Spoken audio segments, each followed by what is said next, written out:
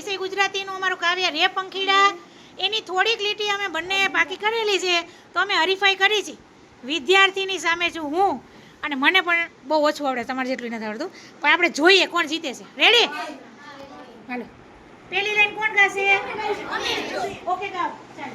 રે પંખી